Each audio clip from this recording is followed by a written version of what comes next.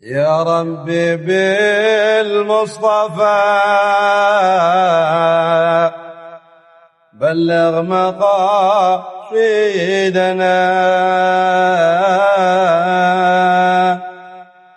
يا ربي بالمصطفى بلغ مقاصدنا واغفر لنا ما مضى يا واسع الكرم.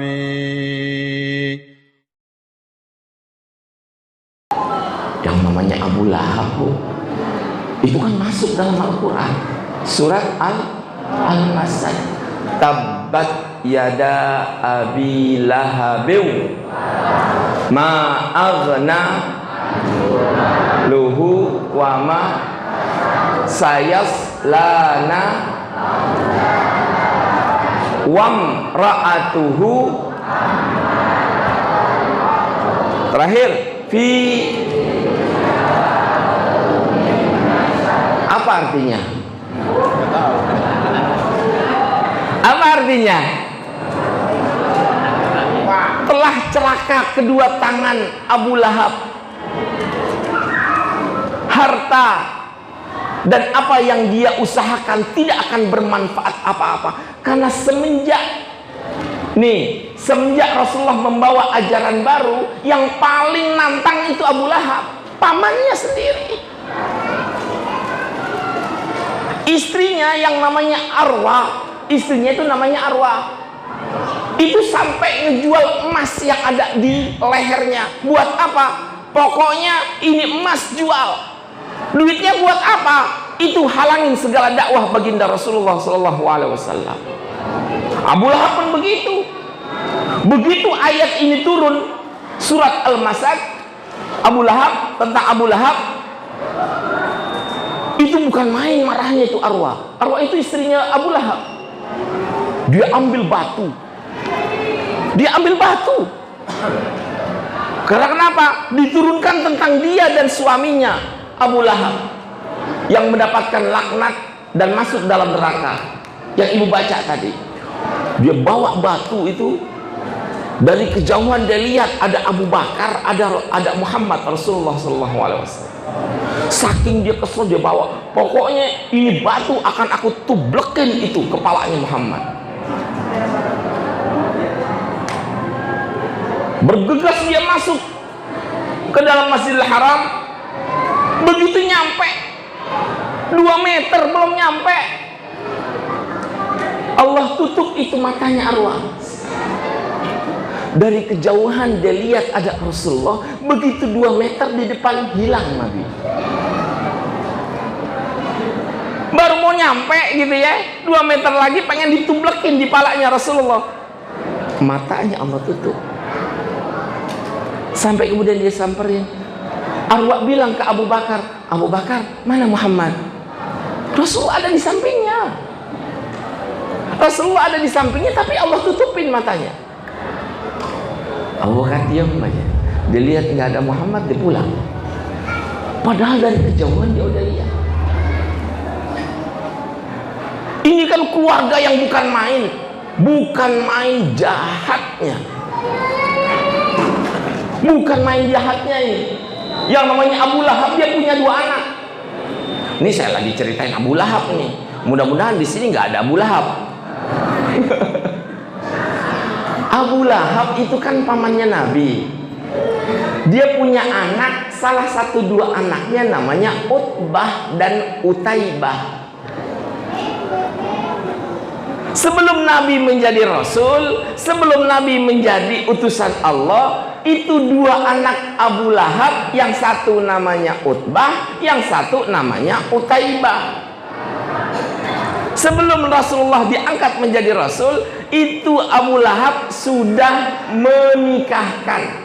Lihat, kalau orang Arab kan nikah itu sama saudara biasa, sama sepupu. Utbah itu kan anaknya Abu Lahab. Abu Lahabnya itu kan pamannya Nabi. Ya.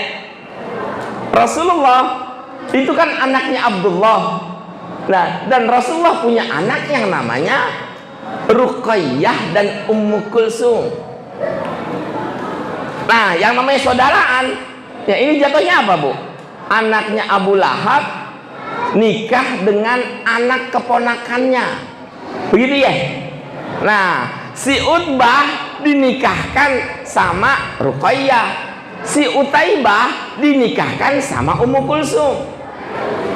Jadi sudah ada terjalin itu pernikahan, janji pernikahan itu sudah ada. Kapan? Sebelum Nabi diutus menjadi Rasul.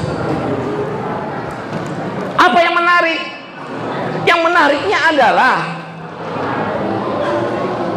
begitu turun yang namanya surat Tabbat Yada Abi Lahab wa Tab, marah ini bapak dan ibunya. Abu Lahab marah, Arwah juga marah, istrinya. Sampai akhirnya dia kecam itu, wahai Utbah, wahai Utaibah, pokoknya engkau nggak bisa nyium pala aku, kata Abu Lahab. Engkau nggak bisa nyium pala aku sampai engkau ceraikan itu, yang namanya Ummu Kulsum dan yang namanya Ruqayyah. Saking ketat. Akhirnya kata si Utbah, boleh, yang penting saya nikahin yang lebih kaya lagi dan lebih cakep. Yang Utaibah langsung samperin, aku pengen ketemu. Jadi ini bapaknya ini Abu Lahab lagi pengen pergi ke kota Syam. Abu Lahab pengen dagang di kota Syam.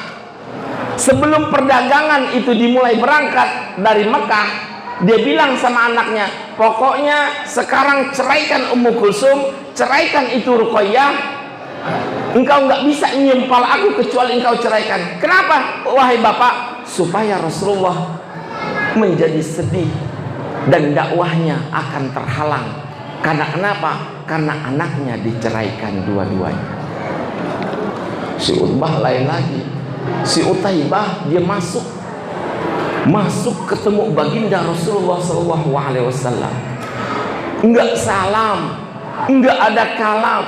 Ketemu baginda Rasulullah diludahin. Nabi diludahin. Enggak sudi punya mertua kayak engkau.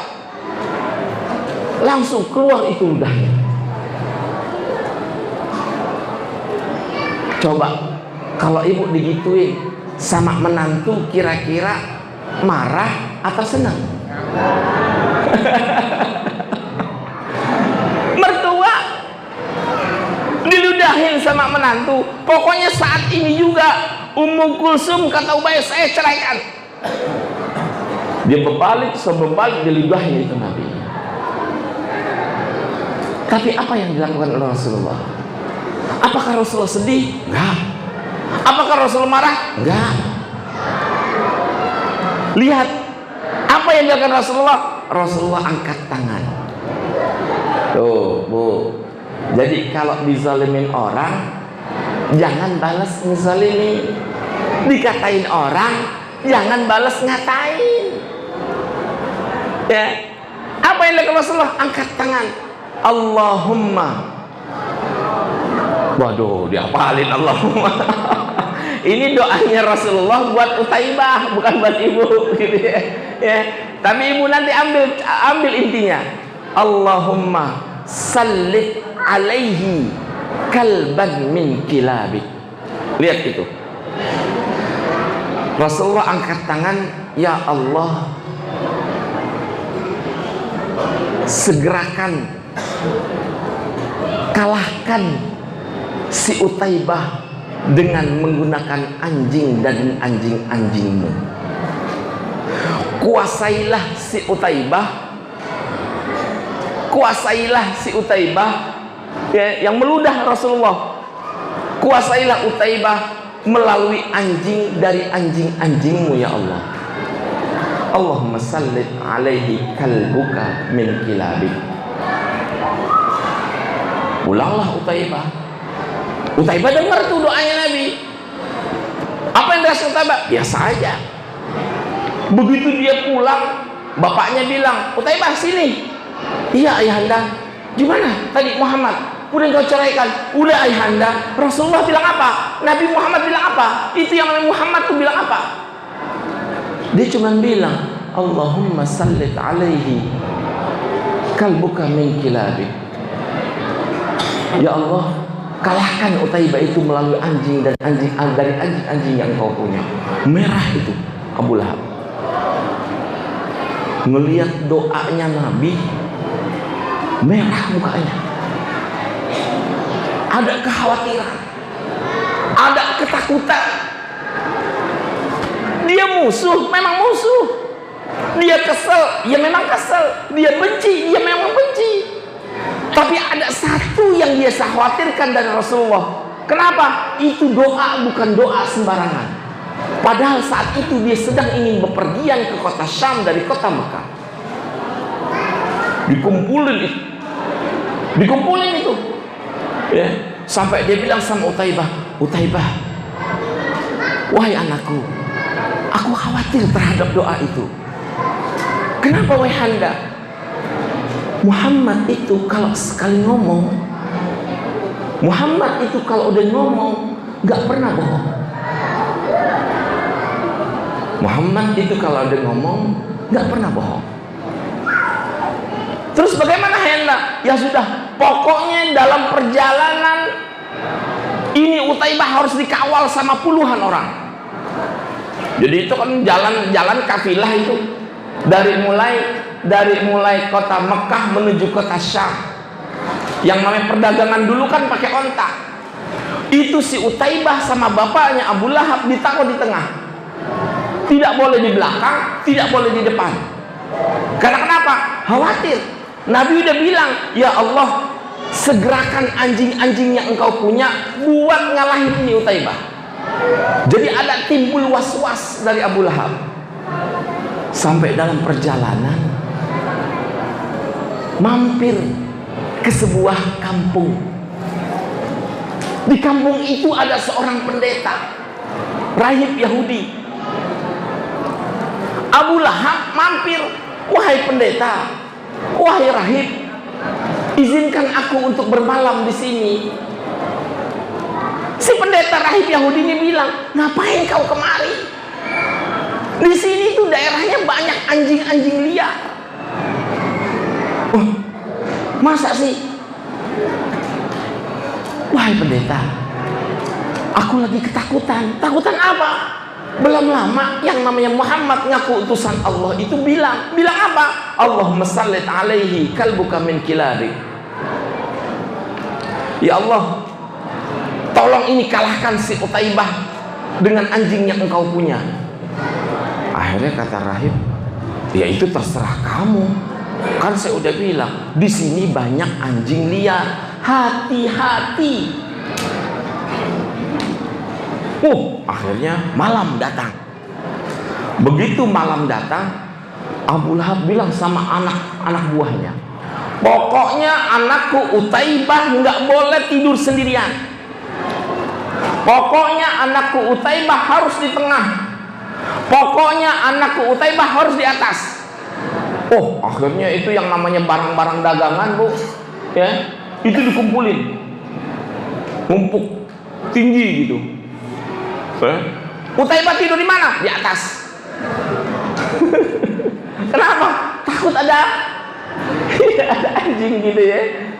Terus teman-temannya gimana? Anak buahnya suruh tidur di sekitar tas itu. Jadi sebelum Utaibah kan naik di atas, itu dijagain sama teman-temannya Abu Lahab di bawah. Ya, di bawah. Si Utaibah udah kagak bisa nafsu makan itu. Karena kenapa? Kepikiran. Soalnya kenapa? Nah, ini yang namanya Nabi kalau udah ngomong itu nggak ada pernah salah. Akhirnya berjaga itu berapa lapis itu, tak selesai. Udah tenang, tidur. Karena nggak mungkin kan tinggi begitu tasnya, ya. Akhirnya tidur. Tapi lihat makar yang Allah berikan terhadap orang yang zalim, terhadap orang yang curang, terhadap orang yang menindas. Ya, datang komplotan, ya, Asad macan. Doanya Nabi minta anjing, yang dikabulkan oleh Allah adalah macan. Coba, kira-kira galakan anjing apa galakan macan? Nabi bilangnya kalbun, dikasihnya asadun. Nabi bilang anjing, Allah ngasih langsung macan. Datang komplotan malam itu. Macan berkeliling itu. Malam itu, ya, semuanya udah pada tertidur. Kemahnya itu udah pada tidur semua. Apa yang dilakukan macan itu? Atas perintah Allah, pokoknya engkau ambil itu yang namanya Utaibah. Allah perintahkan kepada macan itu supaya diambil itu Utaibah, hilangkan nyawanya. Gimana nih, ring banyak banget, ring orang penjaganya itu banyak. Akhirnya atas perintah Allah itu satu persatu tuh dicium lewat baunya. Coba kenal dari mana itu macan? Si Utaibah yang mana? Utaibah ada di atas kok. Dicium satu-satu kepalanya itu. Saya diendus, oh macan itu, oh bukan. Diendus lagi, oh bukan. Diendus lagi, oh bukan. Jadi instingnya itu sudah menjalani perintah dari Allah. Sekian ring itu yang sudah tidur, diendus nggak ada yang kena, nggak kena ancaman. Akhirnya dia tahu itu hewan, nih masih ada satu di atas. Dia mundur ke belakang, dia lompat. Dia lompat itu, macan itu, seret ke atas. Begitu dicium palanya Utaibah, nah ini nih mangsanya. Aduh, akhirnya kena juga. Begitu Utaibah melek, langsung itu macan dan teriak, ibu. Ya. Ini maksud saya begini loh Pak, hati-hati ya, hati-hati terhadap orang-orang yang tidak menyukai baginda Rasulullah Sallallahu Alaihi Wasallam. Karena kenapa? Siapapun yang tidak suka terhadap Rasulullah dan mencercanya, bukan Nabi yang ngebalas, tapi Allah Subhanahu wa Ta'ala.